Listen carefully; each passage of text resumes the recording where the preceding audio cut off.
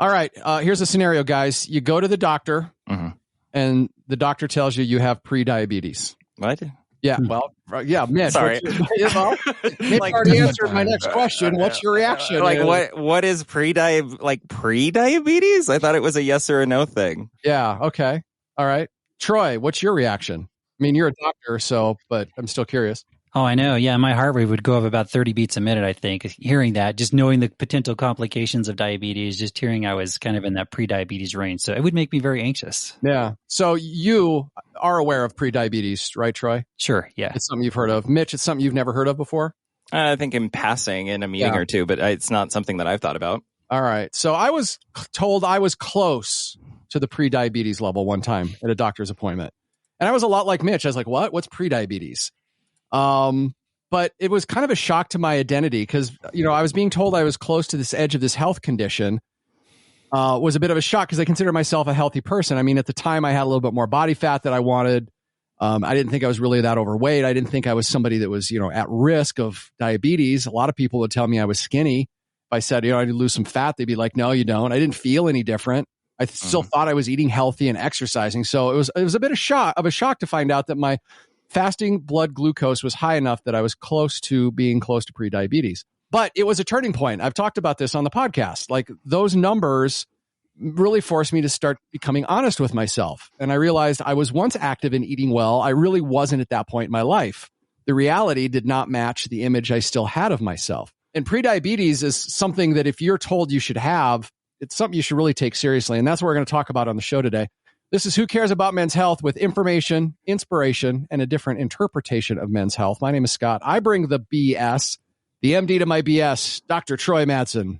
Scott, it's good to be here. Good to be talking about prediabetes. And he's an I Care About My Health convert, producer Mitch. Hi, happy to be here, not happy to be talking about diabetes. And Dr. Matt Shavat, he practices internal medicine, and he's going to help us better understand prediabetes and how to find out if you're at risk and what you should do if you receive the same news that I received. Dr. Shabat, welcome to the show. Hi, nice to be here. I am, for one, very excited to be talking about diabetes. I'm sorry, Mitch. That's okay. That's all right. Sorry, Mitch. Yeah. Why? Why are you excited about it, Dr. Shabat? Dear Lord, why? Mostly because I feel like it doesn't get talked about enough. And like we were sort of alluding to before the show, this is a big deal, right? Like this is a thing that is out there hurting lots of people. And we don't appreciate that enough. So I'm just psyched that we get to take a minute and talk about it. How would you want a patient to react if you delivered the news to them that they have prediabetes? What would be the ideal reaction? Oh, no. And I feel that. And I feel bad saying that because it's like, yeah, I want to scare people. But I kind of do, right? Because more often I'm met with meh. And we shouldn't be meh about it. We should be, driven to action because this is a thing that, while very common, is not normal or good. I mean, it is something that needs to be sort of like the warning bell, right? To do more about it. So when you say meh, is it like your patients are just like, oh, well, it's not diabetes yet, Right. And then put it off, like procrastinate? It's like when you're driving and you see the sign that says that the speed limit's going to change. Oh, sure. And it's like, yeah, until you get there, I'm not going to worry about it. Sure. It's like the yellow light, the traffic light. You speed up. So they're like, more soda. Right. This is why I was so excited, Troy, when you were worried about having pre-diabetes. And I was like, oh, man, I can't get people to care as much as you. So good job. Thanks. No, I'm really surprised to hear that because I thought the response would be, oh, wow, I am cutting sodas. I am dropping weight, but it's surprising to hear that people are just kind of like, okay. Yeah. So let's talk about how common it is, Dr. Shabat. And if you don't have the numbers, I do. But I mean, in your practice, do you see this diagnosis a lot? Oh, yeah, every day. And I'm hoping that we have the same numbers, but roughly a third of adults, right? It's a little more common in men. It's like 40% in men and 30% in women. But it's like, somebody in your house has this, right? If you have a house of 4.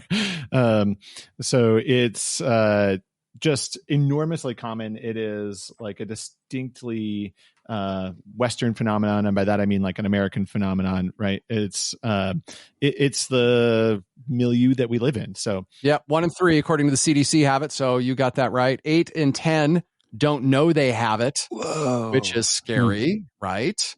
Because I think we'll get into this. There are no like symptoms at this point. I mean, the only way you can really find out, and I might be wrong, is a test, but let's hit that in a second. And this is another interesting statistic. 1 out of every $4 spent on healthcare is related to diabetes. So once you start on this road towards diabetes, it's not going to cost you money in healthcare dollars, but it could, it costs the country just a ton as well. Another interesting thing that I saw too, Dr. Shabbat, confirm this if it's true, race and ethnicity are also a factor, like African Americans, Hispanic, Latino Americans, American Indians, Pacific Islanders, and some Asian Americans are at higher risk. Yeah, well, definitely. Yeah. Lots of stuff goes into that. It's a combination of the places and conditions that folks live, but also genetics. So yeah, the socioeconomic reasons and genetic reasons as well. Mm-hmm. Okay, so what is this condition exactly? Let's define what it is. Let's define why I should be more like, oh no, and less meh. So, I mean, there's a bunch of different measures for glucose. And that's what we're talking about, right? Is just that your glucose is abnormal. Your blood glucose is abnormal, but not yet to a threshold that we've sort of arbitrarily defined as diabetes. So there's a couple different things that people might actually see. I usually think of this as the A1C or hemoglobin A1C. That's a 3-month average of your blood sugars that just comes out in one number. So normal is less than 5.7 and diabetes is 6.5 and up. And if you're somewhere in the middle, we call that prediabetes. And then there's a fasting blood sugar, right? First thing in the morning, you haven't eaten anything, you get a blood draw, and that is somewhere between 100 and 126. That's what we call pre-diabetes. Less than 100, you're normal. Over 126, you're just full-fledged diabetes. And I was at 99. I mean, yep. Is it that close to 100 reason to be super concerned, or could I just run at that level? I think 99. You got to draw the line somewhere. Should we be worried at 98? I don't know. I'm getting awfully close to that speed limit sign. Is what you're saying. I should consider hitting brakes, maybe. So basically, I give you kudos for being concerned. But well, I mean, here's the thing, though. Like, I had a doctor tell me that they were concerned. They're like, "You're really close to that 100," and I've had other doctors since then not too concerned about it at all. So what's going on there? We're trying not to get like alarm fatigue with folks to say, oh man, we need to worry about the thing before the thing before the thing, right? Like, because, the reason we defined diabetes the way we did is like, that's where you start to get organ dysfunction. And we know that in pre-diabetes, you're not yet to the point of having organ dysfunction, but you are very much at risk for developing diabetes later in life, right? That's the distinction. Is like pre-diabetes means you are at a huge risk for diabetes. So if you're pre-diabetes, as in your case, I'm not sure how to help you with that, other than exercise. Yeah. Let me throw this out there. So without intervention, many people with pre-diabetes could develop type 2 diabetes within 5 years, is what they're saying. What? Yeah. So like if you get that pre-diabetes diagnosis, if you do nothing, you could develop type 2 diabetes within 5 years. Okay, pause. Everyone, I'm looking at my results from my most latest report. Okay, my doctor hasn't said anything. But if the glucose is above 100, that's prediabetes? Fasting glucose. Yeah. So did you eat that? Yeah. No, it's fasting glucose. I'm at 101. Why wouldn't my doctor bring that up? Oh, revelations. I have a big history of family type 2 diabetes. Like wouldn't prediabetes be like something that the doctor would be like, hey, we should probably like get this figured out? Yep, definitely. Wow. Sorry. All right. This is high drama. I'm sorry. I hate this show sometimes. I hate this show sometimes. Oh my god. So Matt, just hearing that though, you're definitely concerned. Like if you were Mitch's doctor and you saw a fasting glucose of 101, you'd say you're pre-diabetic, like pre-diabetes range. Yep. Now, I don't want to throw anybody under the bus, but I am guessing perhaps this was missed and not like they looked at it and intentionally ignored it. Sure. I'm guessing somebody thought, oh, maybe he ate something that day, like, oh, sure. So I think it's totally valid. And, if somebody brought that kind of number to me, I would just say, oh my gosh, sorry. Yes. Let's talk about it. Okay. Wow. Okay. All right. So could that number Mitch has be a little confused? Because there's a couple of tests, right? You said there's the A1C test, which is the average. And then there's your fasting glucose. But I'm looking at one of my results, which is my A1C, and I have a component, estimated average glucose, and then I have my value, and then I have an HGB A1C. And that estimated average glucose is 111. I mean, that's higher than what I've seen my fasting glucose at, I thought. Yep. And that reflects where you are with all your meals throughout the day. Okay. Right. So, and I don't have the chart in front of me. What was that A1C that they gave you, that 111? 5.5%. Yeah, 5.5%. Okay, great. So that hemoglobin A1C is normal. And the fact that your average hovers something above where your fasting is, totally okay, right? Because you got to eat at some point. All right. So we're sure that Mitch, what'd your number say? I'm concerned about you, Mitch. So I want to make sure. I know. I'm also concerned about me. Fasting glucose, most recent result, 101. Okay. Since we're all sharing here, I was happy with mine. Now that I'm looking at them too, I just had to reconfirm. I just had some blood work done a couple of weeks ago, but yeah, so mine was 83 and then A1C was 5. So all right. Hey, let's look at cholesterol levels then. Why don't we do that? We're not. I already told you. My cholesterol went up 20 points on this test. So my LDL went up 20 points, and I was like, "What in the world have I done here?" Yeah, that's another conversation. That is. I love that you all are disclosing your numbers. Like, I know. Did we sign HIPAA waivers? Or that's all we do. Yeah, we just disclose, and we don't sign waivers. None of us are good at anything like darts or anything that we can So we brag about our numbers. Yeah, we have to have something to fill the show. We just talk about our numbers. So, all right. So we talked about like how do you know you're kind of headed into that territory? And the way I think about this, Dr. Chabot, and tell me if you agree with this or not, is actually being told you have prediabetes is one of the best things you can find out, because there's still time to do something about it before it develops into diabetes. Would you agree with that? Yeah, totally. It's a couldn't agree more. Yeah, exactly. Yeah. I think this is the intervenable moment, right? Because once you've progressed significantly in your disease, then certain ships have already sailed. I'm not going to say it's all doom and gloom necessarily, but you really don't want diabetes, and you don't have it yet, right?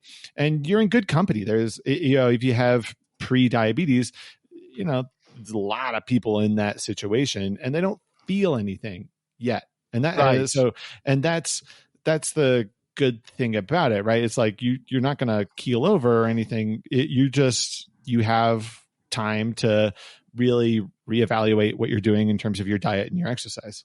All right, so let's hit briefly on what are the impacts of diabetes. So say you do nothing and you head into diabetes land. You cross that. You're still doing 45 now. The speed limit's 25. What kind of ticket you getting here? Like, what are some of the things that happens to people that get diabetes? And it's not nice. It's not good, by the way. I mean, so diabetes is basically in every organ system when we talk about end organ dysfunction, but it's heart attacks and strokes are the big ones, right? Because those kill people instantly, or seriously disable them, right? But there's a lot of other things, right? Like vision loss that leads to blindness and macular degeneration and things like that, and like retinal disease in the back of your eye. So there's also kidney failure and nerve damage. So the kidney failure is not the kind of thing that people feel immediately, but will set you up for all sorts of bad things later on down the road. I'll just leave it at that. And then nerve damage, I think that's the other thing that people really feel. That's, the numbness, tingling, burning, and pain that happens. It starts at the tips of your toes and creeps up your legs. And then that leads to inability to feel tiny wounds in your feet or heal those tiny wounds in your feet. So you have poorly controlled diabetics that end up losing toes or having ulcers in the bottom of their feet. All bad stuff. But you can decide which of those you're more worried about, I suppose. Right. Plus also, not to be underestimated, just the mental health toll of living with a chronic condition like that. It impacts your quality of life, and it can really impact your mental health as well.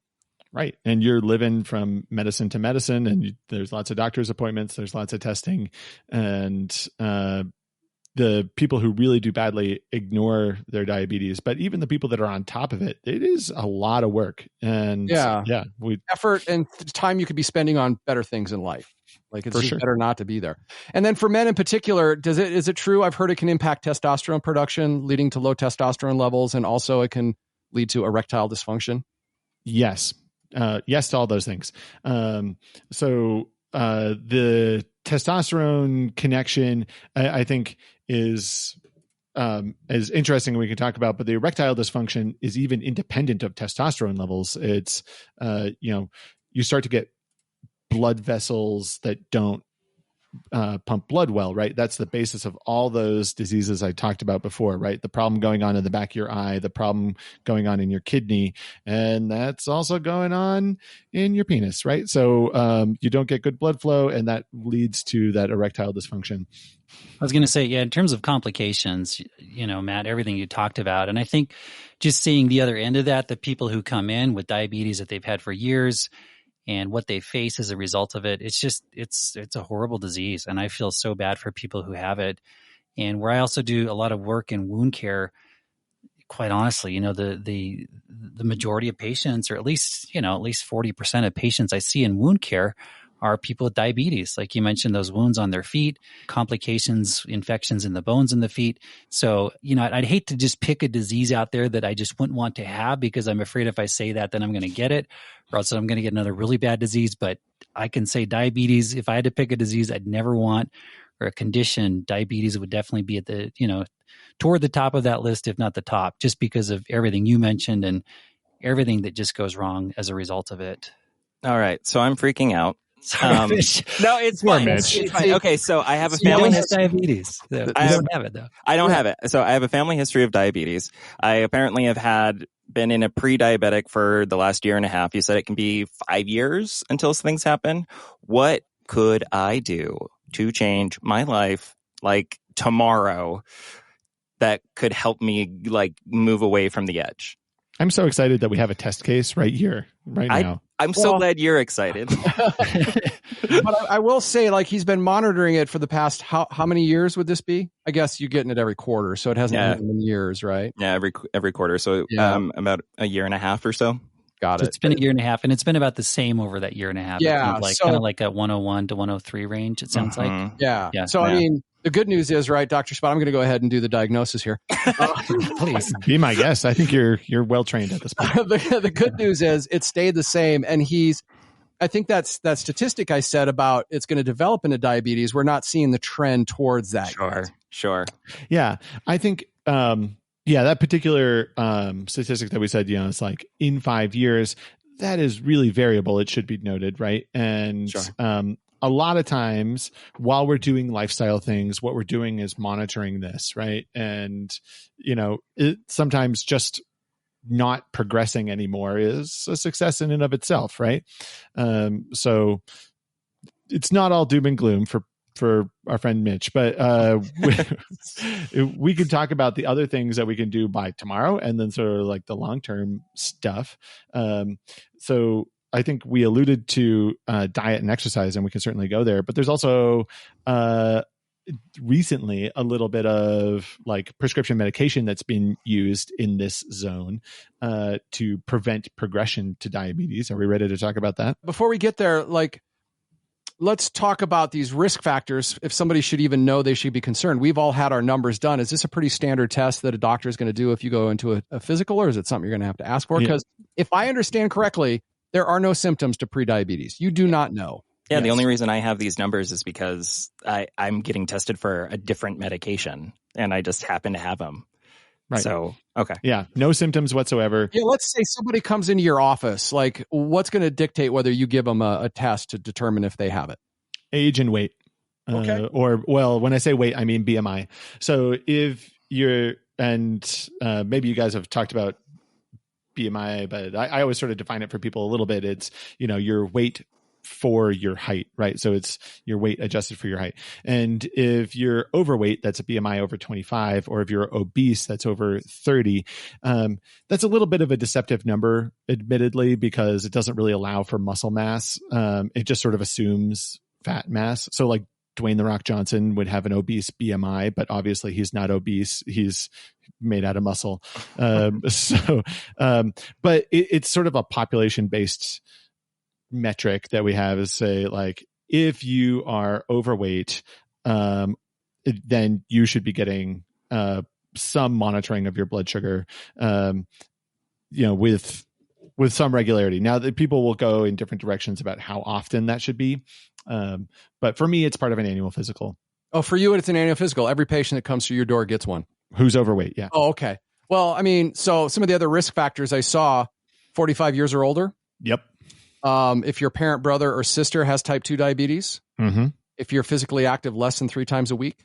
I agree, but okay. I personally, not necessarily. I don't jump all over that one necessarily, right. But yeah. And then we talked about race and ethnicity are also a factor. But let me tell you, I was none of those things. My BMI was at the edge, but it was normal. I got a body fat analysis that told a whole different story, believe it or not. So, I mean, I'm thankful that somebody decided they wanted to do this test. Maybe they saw something I didn't. Maybe they looked at my BMI and looked at my, you take your shirt off and they listen. Maybe they're like, well, I better check this guy. Because I'm a skinny fat guy, Dr. Shabbat. Have you run into me before? You have the opposite body composition problem from The Rock. Yes, I did. Yes, I'm the anti-Rock. I'm the sponge. The sponge. The squish. Not an intimidating wrestler name by any stretch of the imagination.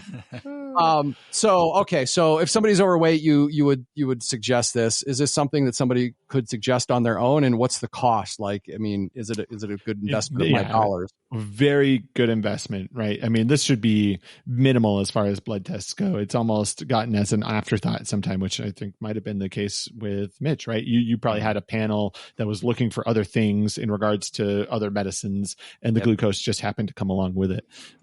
So it's really not expensive in any way, shape, or form. All right. So now for somebody like Mitch and myself, now we can get into the things we can do. For somebody like Mitch and myself, we're, borderline or a little over the border, but still, in pretty good shape, right? What are some things we can do in the short term? So in the short term, decreasing the amount of carbohydrates and calories overall will help you to lose weight, but also decrease this number. And then also increasing the intensity and frequency and duration of your exercise. All those things will help. And what's nice here is that each of those things will help independently, right? So if you change your diet, but you don't quite get to the exercise thing, you're still going to see some improvement statistically, right? And vice versa.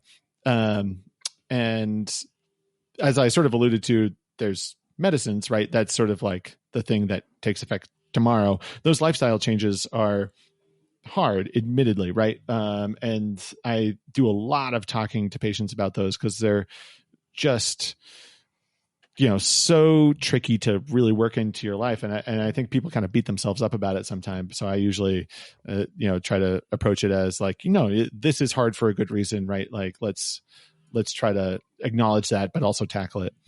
And Matt, what if someone does those things and they improve their diet and they're exercising and they don't lose weight? Are they still going to see benefit from that even without losing weight? Yes, definitely. And yeah, that's the tricky thing, right? Exercise makes these sorts of metabolic numbers that we're talking about better, right? When we're talking about like sugars but also cholesterol. But exercise doesn't always make the scale do what you want it to do, right? So you can be changing your body composition but not changing your number, right? That's why we sort of accept that weight is an imperfect measure of all this kind of stuff. If you were to pick one of the two, diet or exercise, which one would you tell somebody to do first? If you had to prioritize it for them, they're like, I can only do one or the other. Exercise. Yeah. I think it's a cool story. Tell why exercise works. And it gets back to the way that these metabolic diseases kind of formulate and the absorption of sugar into the cells. I think this is fascinating. Right. So, exercise works in a lot of different hormonal ways, but at its basis, right, you're taking skeletal muscle and asking it to do work, and it uses blood sugar to do that work. So then it produces, like, takes that energy and makes it into motion and heat. And in the process, you're doing a lot of other things. It's complicated, of course, but that makes the muscle itself grow and be larger, right? So you grow more muscle cells, and those cells just sitting around have a certain basal metabolic rate, right? So when you're exercising, you're growing that muscle mass, and while you're burning blood sugar during the act of exercise, but you're also burning more blood sugar if you between exercise sessions. And it also has something to do with, like, if you're insulin resistant, insulin is trying to take that blood sugar and get it into your cells, but it's not working properly, right? So then your body releases more insulin, and then that's what starts causing some of these problems. But exercise is kind of the shortcut to getting that energy into the cells without as much insulin or without insulin. Help me with that. That's exactly true. There's only two types of cells that use blood sugar without any insulin being involved, and that's the brain and exercising skeletal muscle. So you sort of shortcut that insulin idea, right? Because insulin is working all the time to try to keep your blood sugar in a normal place, despite you eating or not eating for periods of time. So it's just out there to regulate. But if you have so much energy, so much blood sugar on board all the time that insulin is working overtime, and you're just flooded with insulin constantly, then you run into problems that the receptors of insulin start to downregulate. So you become resistant to your insulin. So it doesn't have the same effect anymore. And that's how the blood sugar starts to creep up. You've broken your thermostat at that point. Right. And then, so by exercising, you're getting rid of that sugar without the use of insulin. So your fasting glucose and all that glucose level would go down. Exactly. Yeah. I think that's neat, guys. I'm a little I think it is too. And is that strength training exercise or aerobic exercise, or doesn't it matter? Both. I think most of the evidence is that combination of the two is where it's at. If you had to pick one, I don't know. I think it's mostly the one that you can do, right? So I'm just excited to get people doing either. And I think there's probably a little debate among PhD types about which is more ideal, but really both in terms of like improving all these endpoints that we're talking about. To me, it's great to hear that number one, exercise is the starting point that you'd recommend. Certainly diet and exercise, but if you can only do one, just start exercising, start moving more, whatever works for you. But the simple fact that you may not be dropping weight, you probably will, I'm guessing, if you start exercising more, but you may not, but you're still going to see benefit. You're still going to see most likely that hemoglobin A1C number come down over time, your fasting glucose, you're still going to see those benefits even without losing a lot of weight. So that's encouraging. And I love that point, because a lot of times we equate exercise with weight loss. And if we think we're not losing weight, we think we're not getting healthier. Mm-hmm. But there's all sorts of stuff going on inside your body that's getting healthy, even if the exterior does not show it. So I love that you brought that up, Troy. Quite honestly, I was under the assumption that you would not see the benefit until you started dropping the pounds, but that's not true. So that's good to hear. Dr. Chabot, let's pretend that there's a patient in your office. You just told them they have prediabetes. They're like, they're not meh. They're, oh no. You explain to them, no, this is actually a good thing because we can do something about it now. Here's what I would recommend that you do. Here are my beginning recommendations, and I'll check back in with you, like this, pretend it's 6 months later, and see how you're doing, and we'll adjust from there. But like those very first steps, I'd imagine if they drink soda, reduce that amount of soda. I think that would be like easy for you. Oh, yeah. Right? Yes. What are some of those? I'm so excited that you mentioned soda. Soda is my, like my Don Quixote windmill that I'm tilting at all the time. Because like here in Utah, the soda consumption is so high. Like soda consumption per capita outstrips, most other states in the United States. It's very interesting. But, so yeah, mostly I would look at low hanging fruit in the diet, right? Because diet is complicated, and I think it's easy to get overwhelmed, and it's easy to use too much broad strokes to be like, just eat less, right? Like, nobody's measuring their food from a day to day. So where I usually start with people is something like soda, right? Like, what is the correct amount of soda?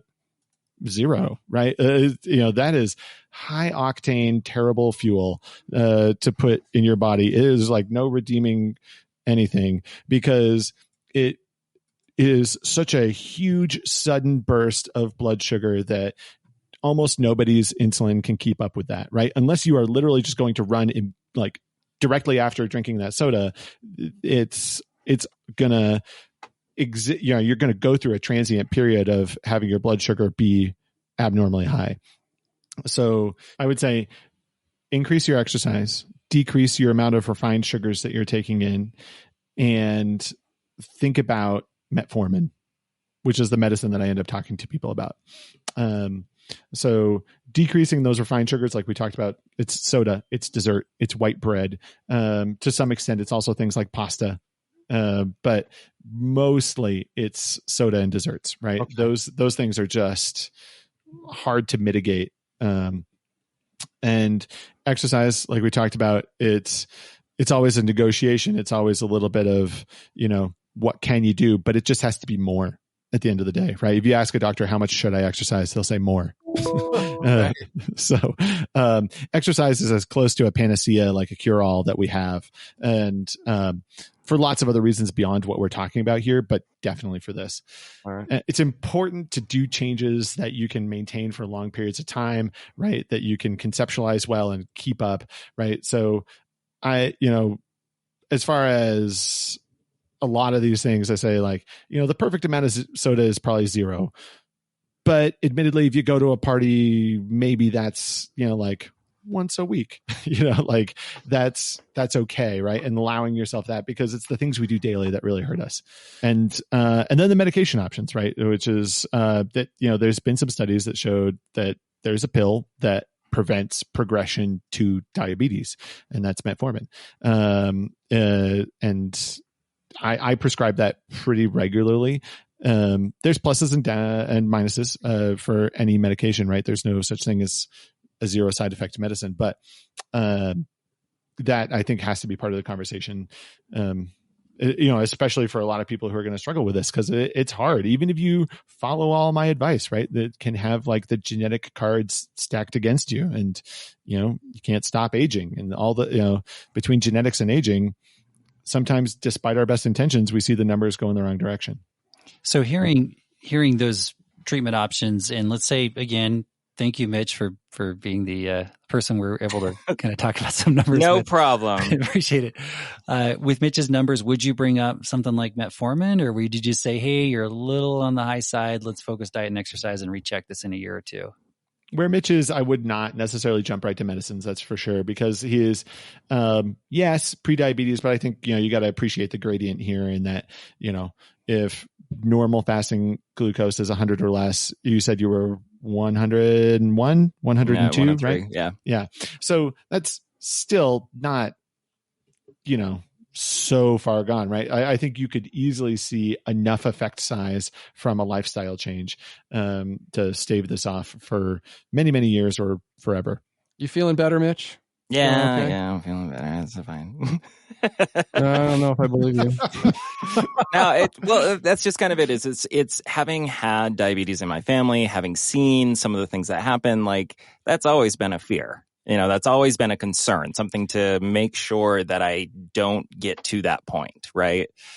And so there's just a little bit of like a shock happening right now where it's just like, I'm not even supposed to be checking that. I was told I was healthy, like I'm checking other things. And so it's just this kind of interesting, like real time turning point, I guess. Oh, buddy. I'm so sorry. It's fine. I've been there too. Like when I got that news, it was it was not only an assault upon my identity, but it was a little scary because I'm like, what? I'm heading towards what? Yeah. Like, and when you're at the beginning of that journey, then you start watching those numbers. Are they going up? Are they going up? What can I do? Yeah. And I think I feel like the answer is not go completely overboard and eliminate all joy from your diet.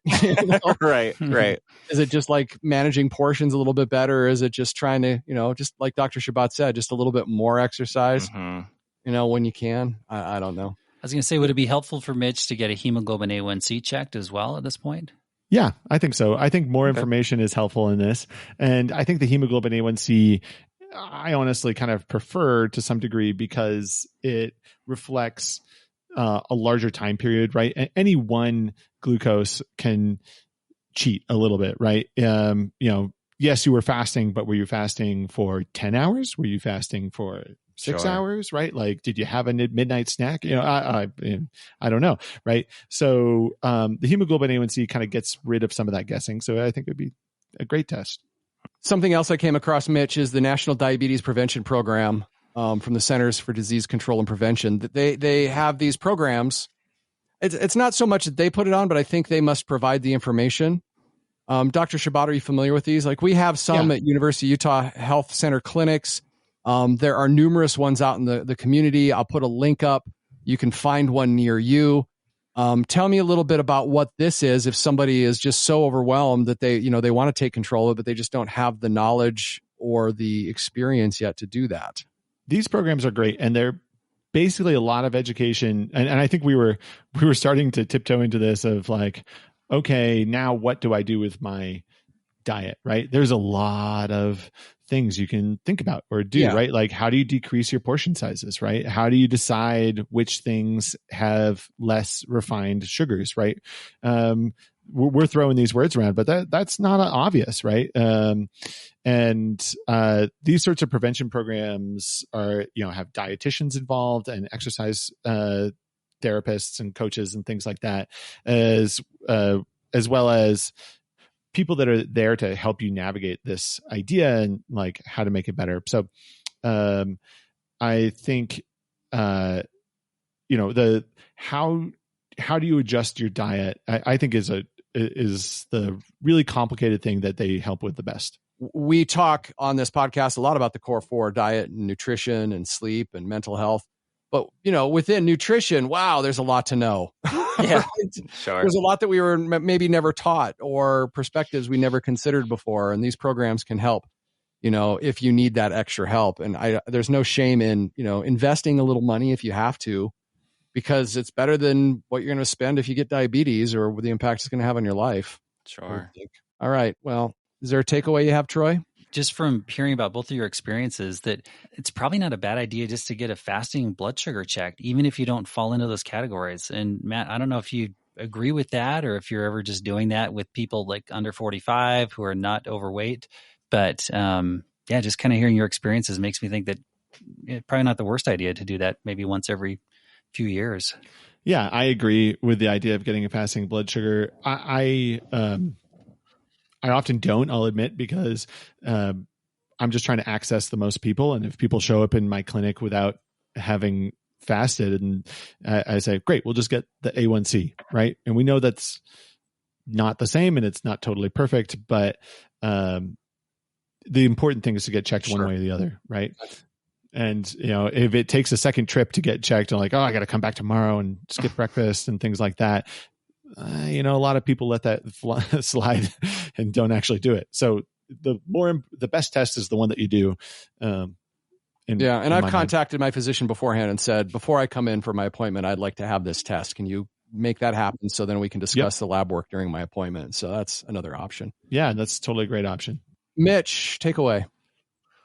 Yeah. I have a feeling there are some episodes that impact each one of us a little bit differently. I think this one impacted you in a major way. I was not expecting it. Oh my! This is like the migraine episode when you realized you had migraines. Yeah, probably. And me too. I'm halfway like, we through, both have migraines. Yeah. But I think this is a universal experience. I don't think anybody who gets told they have prediabetes expects it, or maybe some people do. I don't know. Yeah.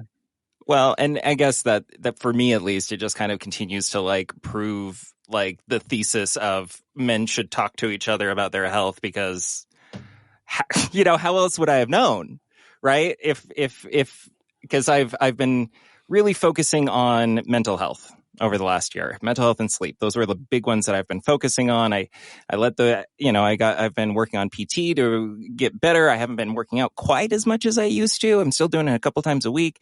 My diet hasn't been quite as much, but maybe I need to reprioritize some things if I'm in a state that could get worse, I guess. Dr. Shabbat, thank you very much. If you're listening, I think our challenge to you is maybe consider having a conversation with your provider about getting an A1C test or a fasting glucose test, especially if you fall within the higher risk categories. But even if you don't, and you just would like that peace of mind, it doesn't sound like it's a terribly expensive test. If you had to pay for it out of pocket, it could give you a lot of valuable information.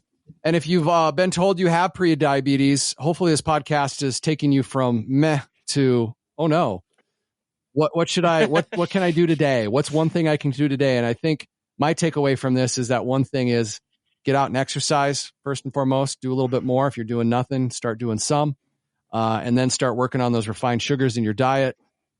Everybody's got a couple of things probably that they know they shouldn't be eating as much of as they are. Maybe you could look at your diet and see what those things are. And if you need help, go to that CDC website and find a program near you that can help you get you the information you need to take control of your health. Because this is one of those rare moments in health where you get news where you can still do something about it to avoid something that's not so great. Well, gentlemen, as always, a great conversation. Thank you for listening today, and thank you for caring about men's health.